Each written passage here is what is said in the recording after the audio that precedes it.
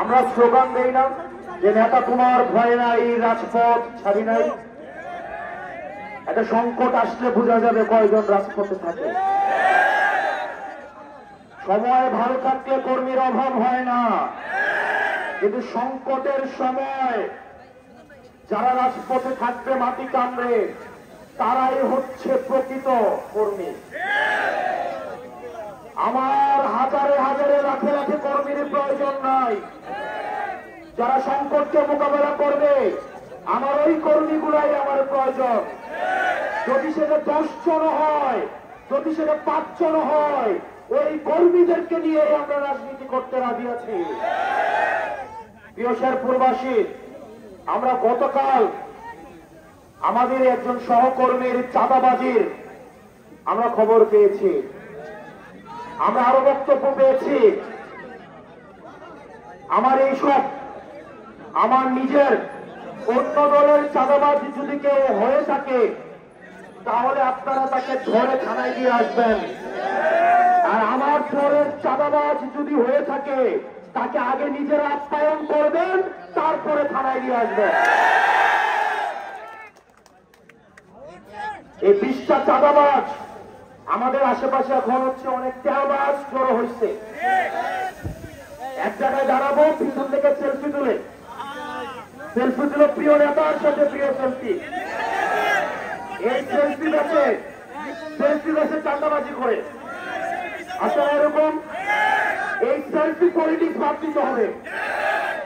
আপনারা যারা রাজনীতি করতে চান, আমার কথা হয়তো আপনারা পছন্দ হইতে পারে।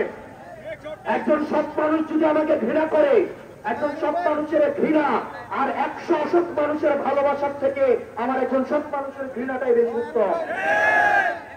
এই সেলফিবাজ থেকে, এর ফুটেজখুরদের থেকে আমাদেরকে দূরে থাকতে হবে। আপনি দেখবেন অনেক ফুটেজখুর আছে যাদেরকে কোনো সময় কাজে পাওয়া যাবে না। একটা প্রোগ্রাম একটা আয়োজন করেন, তাদেরকে ফোন দেন, তাদেরকে পাওয়া যাবে না। তাদের সব নেতার সাথে তাদের ছবি, তারা এই ছবি বাণিজ্যের মধ্যে তারা ব্যস্ত। এই এলাকায় এসব ছবি বাণিজ্য যারা করে, তাদেরকে চিহ্নিত করুন। তারা মন থেকে কাজ করে, তারা সেলফি নিয়ে ব্যস্ত থাকে না, তারা এই ছবি নিয়ে ব্যস্ত থাকে না, এই ফুটেজবাজি নিয়ে ব্যস্ত থাকে না। আজকের পর থেকে আপনাদের এই শেরপুরবাসীর মাধ্যমে সারা বাংলাদেশকে বলবো, যারা রাজনীতি করতে চান, এই সেলফি পলিটিক্স এগুলো থেকে আপনারা বের হয়ে আসুন। অনেক সময় দেখা যায় আমরা নিজেরাও চিনি না, পাশে আসে রাস্তা দিয়ে হাঁটি, সেলফি তুলে আমার নাকি একান্ত কর্মী, প্রিয় নেতার সাথে ওর সাথে নাকি আমার কমিটি নিয়ে আলোচনা হচ্ছে। এই জিনিসগুলা থেকে বের হয়ে আসতে হবে। মনে আছে আন্দোলনের সময় বলছিলাম, আমাদেরকে যখন হাসিনা বলতো বিকল্প নাকি খুঁজে পাওয়া যায় না, তখন আমরা বলছিলাম আমরাই বিকল্প। আপনার কর্মীরা নেতার পিছনে ঘুরে লাভ নাই, নিজে নেতা হয়ে উঠতে হবে।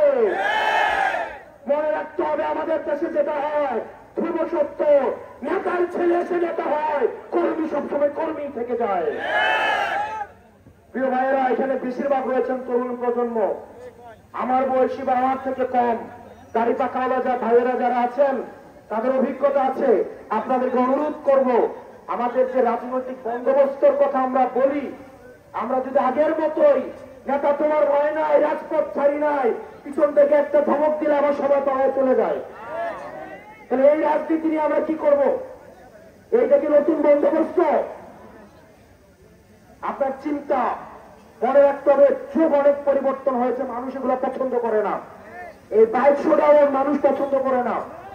আপনি হচ্ছে ব্যবসায়ীদের চিহ্ন করে টাকা পয়সা নিবেন, হচ্ছে চান্দা তুলবেন, এগুলো মানুষ পছন্দ করে না। আপনার এই জিনিসগুলো বুঝতে হবে। প্রিয় শেরপুরবাসী, আপনারা মানুষের কাছে কাছে যান, মানুষের কাছে যান, তাদের সমস্যা শুনেন, তাদের সমস্যাগুলো তুলে আনেন। যারা শিক্ষার্থী আছে, মনে রাখতে হবে, আপনি যদি পড়াশোনা ছেড়ে দেন, নেতা আপনার ক্যারিয়ার গড়ে দিবে না।